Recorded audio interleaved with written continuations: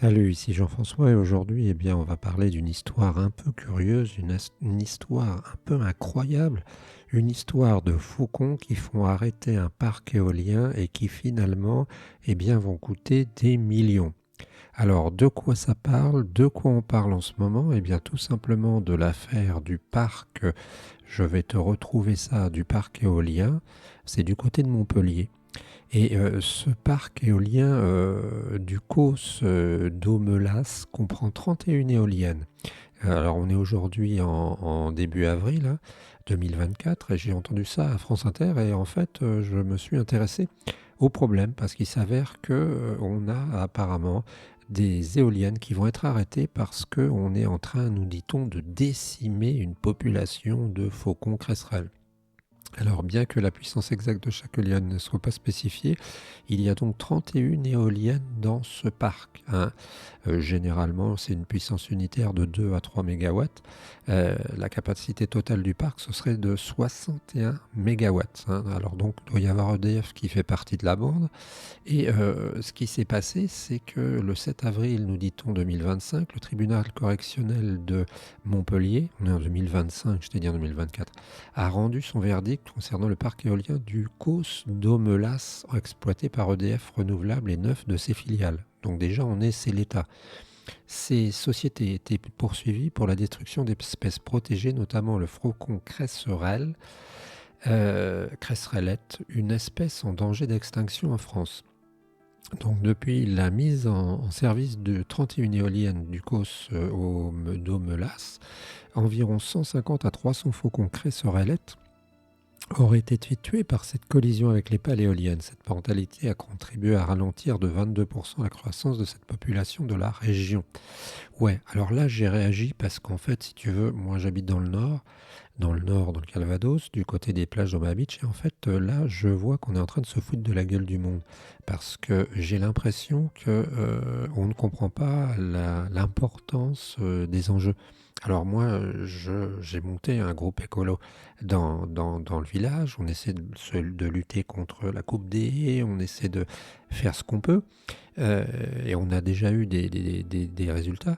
Mais là, quand j'ai vu que quelques oiseaux aller paralyser un parc tout entier dont on considère qu'il représente des millions de revenus par an, et ben moi je me dis qu'il y a quelque chose qui va pas. Alors je sais, tu vas dire, t'es encore un salaud d'éco, t'es encore un salaud de néolibéral, tu voudrais traiter au Piper Pony, là tu sais, ces avions qui envoient des pesticides, et puis tu bosses pour Monsanto.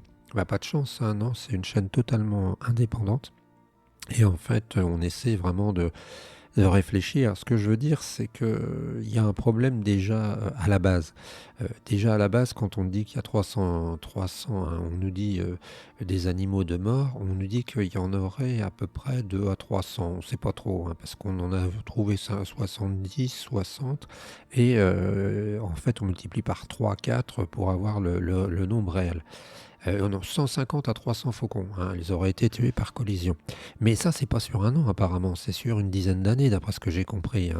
Alors rassure-toi, je vais essayer de contacter les gens qui sont concernés, le parc et puis l'exploitant. Je ne sais pas s'ils nous diront quelque chose.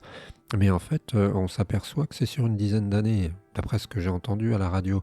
Donc ça fait en gros, allez, 20 faucons par an qui meurent. 20 faucons sur 30 éoliennes, ça fait même pas un faucon par an sur une éolienne. Alors on va me dire, oui, mais c'est une espèce protégée. Oui, c'est une espèce protégée, mais on nous dit, attention, regarde la formule, cette mortalité a contribué à ralentir de 21%, 22% la croissance de cette population dans la région. Moi, je me dis qu'il y a un problème. Il y a un problème parce que déjà, à la base, au début, quand on a installé ces éoliennes, on aurait peut-être dû y penser.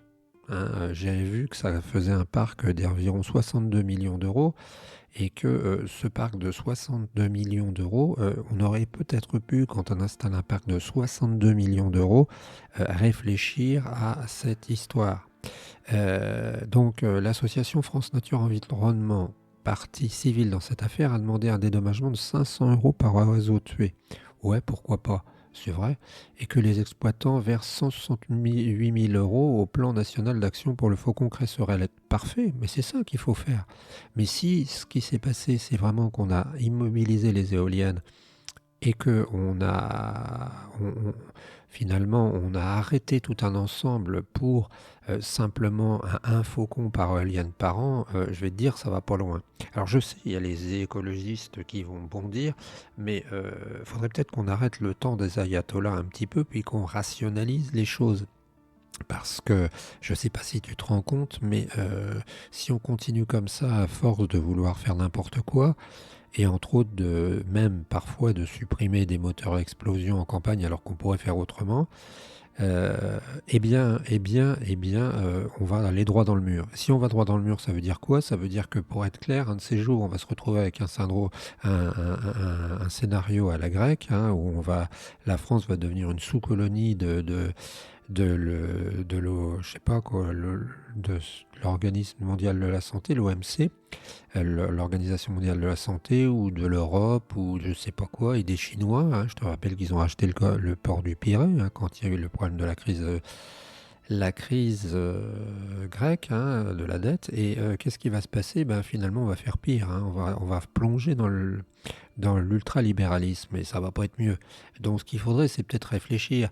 Quand tu regardes, j'ai vu ça, quand tu regardes le déficit commercial de la France, Cocorico, il a baissé, hein. Il est plus de 120 millions, il est plutôt de 81 millions apparemment, nous dit-on.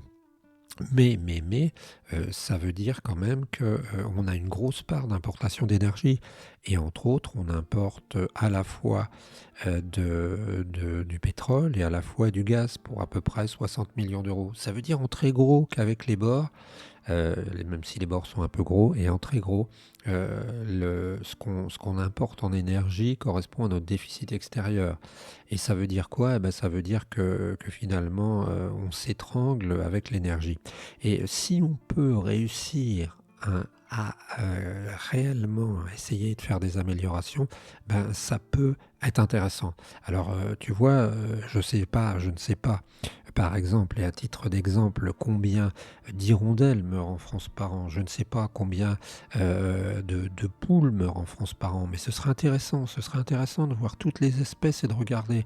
Parce que si ça se trouve, le nombre de poules qui meurent par jour en France, c'est peut-être presque 1 million. J'en sais rien, faut aller voir. Alors d'un côté, tu vas te dire, oh les pauvres petits oiseaux, il en meurt un par éolienne par an, il est en plein air et en pleine nature, alors que les poules, on en tue peut-être, je sais pas moi, 500 000 par jour, et ça fait rien à personne. Donc il va peut-être falloir revoir tout ça. Moi je te tiens au courant, je vais essayer de contacter tous ces gens-là. Je vais essayer de contacter cette association.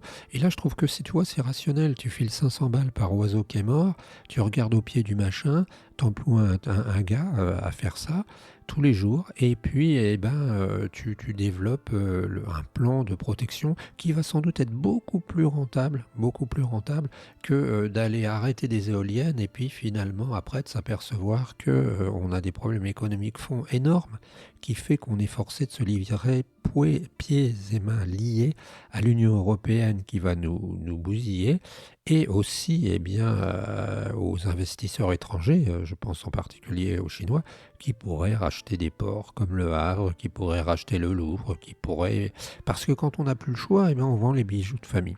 Voilà, je sais que ça ne plaît pas toujours, le genre d'intervention que je me permets, et on est souvent censuré sur Internet par YouTube, mais on continue. On se retrouve très bientôt, c'était Jean-François de Sentier du Bonheur.